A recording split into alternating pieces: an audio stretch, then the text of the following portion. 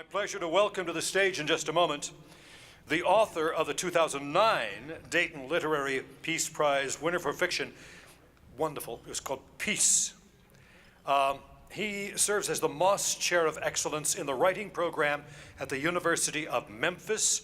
He is the author of 11 novels and 8 collections of stories.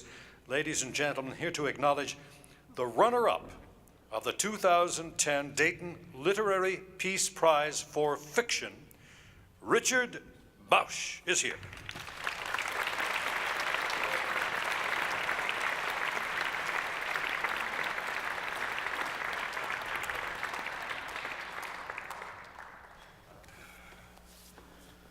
It's a longer walk this year than it was last year.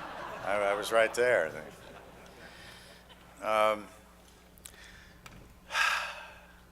Peace and the wish for peace. I just turned to my dinner companion, Zach, and I said, the amazing thing about this species, the human species, is we think about it, all of the various ways we fail it, but think about it, for all of the thousands of years, the plan has always been for peace, some kind of peace. And so you think that urge is so strong, and the things that keep defeating it over and over are so much, they're not stronger, they're just more persistent and more glamorous. But the activity of thinking in terms of individual people, which is what writing does, is the activity that most makes it possible for peace to take place. And in fact, if you really look at it from the perspective of the whole world, there are so many thousands of days that goes by where everybody's at peace and nobody really harms anybody. 8 million, well, how many people? 10 million, 12 million people in the city of New York, and maybe there's 3 crimes, and all the rest of those millions of people go through their day taking care of what they got to take care of and cooperating with each other and managing to be peaceful. So the writer that I'm going to talk about very briefly is Chimamanda Adichie. Forgive me, I'm drunk. No. That's one thing you can't ask for forgiveness for. You just can't say that. Forgive me, I'm crocked. No, I don't mean that. I mean that I'm old, which you can ask for.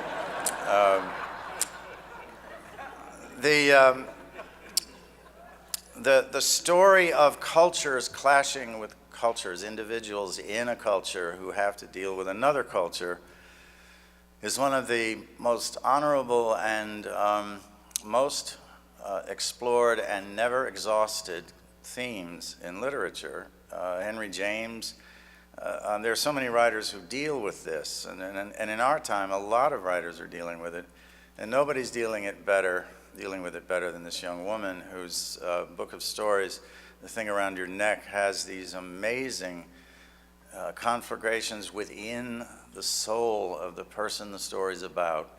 There's one where a woman is in a riot and loses her sister forever, and is with a Muslim woman in a little place inside a store that's been abandoned, and they've climbed in a window to get there, and they have to be together, and they're absolutely opposite from each other in so many ways except the human ones that count.